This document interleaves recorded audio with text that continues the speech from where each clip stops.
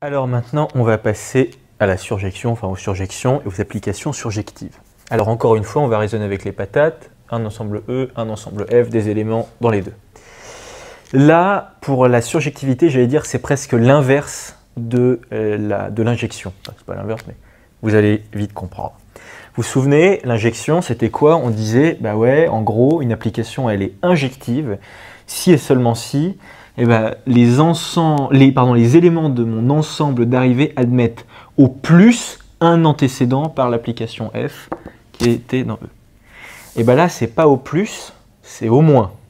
Ça veut dire que, alors du coup, je refais la phrase, une application elle est surjective si et seulement si tous les éléments de mon espace d'arrivée admettent au moins un antécédent.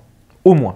Ok? Donc ça veut dire que si je prends, alors attendez, vous savez quoi? Je vais faire comme ça. Si je prends cette application-là, allez, hop là, comme ça, voilà. Alors là, au passage, vous notez que cette fonction, cette application n'est pas injective, puisque elle, vous voyez, cet élément-là, il a deux antécédents, pareil, donc ça ne fonctionne pas. Mais maintenant, est-ce une surjection? Eh bien, pas non plus. Pourquoi? Parce que regardez, ces deux éléments-là n'ont pas d'antécédent par, d'ailleurs j'ai oublié de la noter, son petit nom, F. Ils n'ont pas d'antécédent par l'application F dans E. Donc parce qu'encore une fois, la définition c'est quoi? C'est tous les éléments de départ ont au moins un antécédent par l'application E, par l'application F dans E, dans l'espace de départ. En revanche, si je décide arbitrairement de, désolé mes chers éléments, mais je les vire, il n'y a plus que 3 éléments maintenant. Ah, et bien là, nous avons effectivement une application qui est surjective. Tous les éléments de F ont au moins un antécédent par l'application F dans E. Remarquez au passage cet élément-là en question qui nous posait tant de problèmes avec l'injection, parce que avec l'injection, on se disait ah oui, mais parce que là, ça pose, lui, il a 2 antécédents. Avec la surjection, ça n'est pas un problème.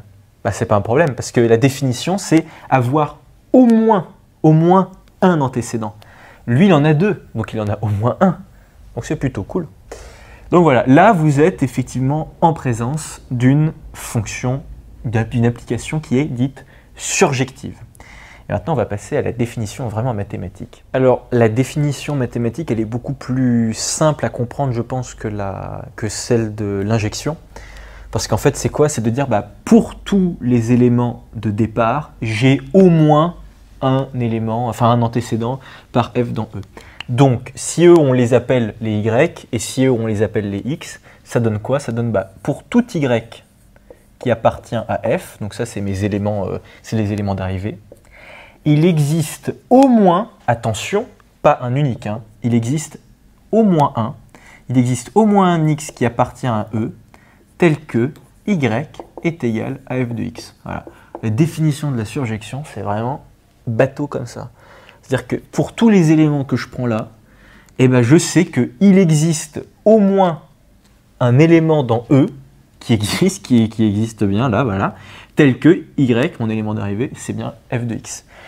Si jamais on a le malheur ou pas de prendre une application, voilà, là cette application-là, elle n'est pas surjective puisque cet élément-là n'a pas d'antécédent par f dans E. Là, bah, vous voyez, en appliquant la définition mathématique, ça ne fonctionne pas, ça ne colle pas, parce que ça doit fonctionner pour tous les éléments de f. Or, lui est un contre-exemple, on appelle ça un contre-exemple, vous voyez, il est seul là pour le coup, mais ça suffit à détruire complètement le caractère surjectif de l'application f. Alors un exemple, c'est la fonction carré encore de tout à l'heure parce qu'elle est bien pratique celle-là. Voyez, si jamais je prends là, alors là je prends R et là je prends R. Donc là c'est mon espace de départ bien sûr et là c'est mon espace d'arrivée. Ok.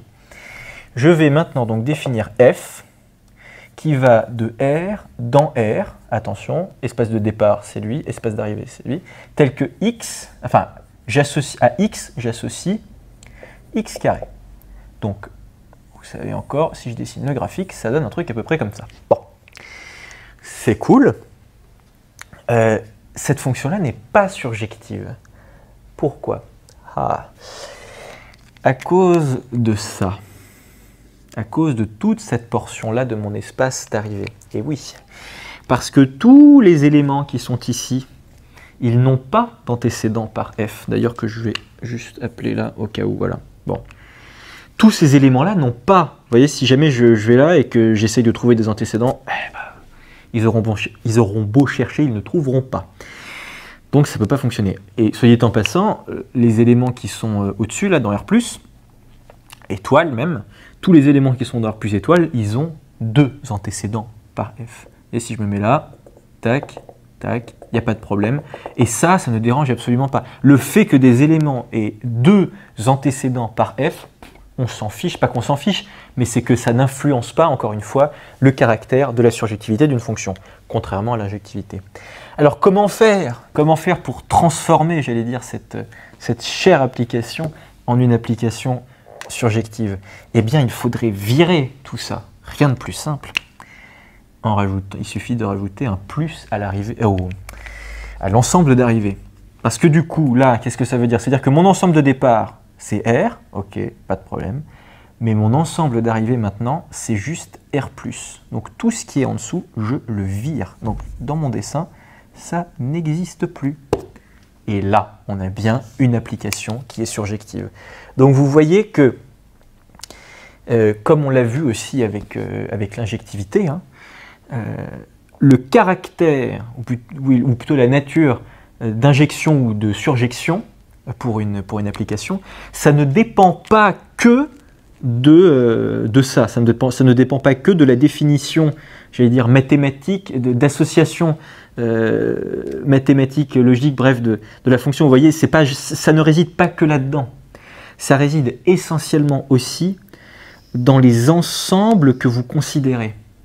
Vous voyez, il suffit de rajouter un plus pour passer à une application surjective. Ou alors de le mettre là pour tout d'un coup avoir une application injective. Là, vous n'avez ni l'un ni l'autre, soyez en passant. Mais voilà, donc là, une surjective, on voulait. Donc vous voyez, il y a 2 choses qui importent, et surtout l'une peut-être encore plus que l'autre, c'est la définition de vos ensembles de départ et d'arrivée. C'est super important. Dans les exercices, c'est le plus souvent ce qui rebute beaucoup les élèves d'ailleurs. Parce qu'on n'y prend pas garde, et moi-même je n'y prenais pas vraiment garde non plus, parce que tout d'un coup, nous ce qui nous intéresse, c'est x, on le transforme en quoi? Est-ce qu'on le transforme en exponentielle de x, ln machin, et on est focalisé là-dessus, et on ne prend pas garde aux ensembles de départ, alors que c'est super important. C'est vraiment super important. Et le fait qu'une application ou qu'une fonction soit injective ou surjective, ça peut vous sauver la mise, la vie, je ne suis pas certain, mais la mise certainement, dans pas mal d'exos. Voilà, d'ailleurs on va en voir, où vous allez voir, ça va vraiment être utile.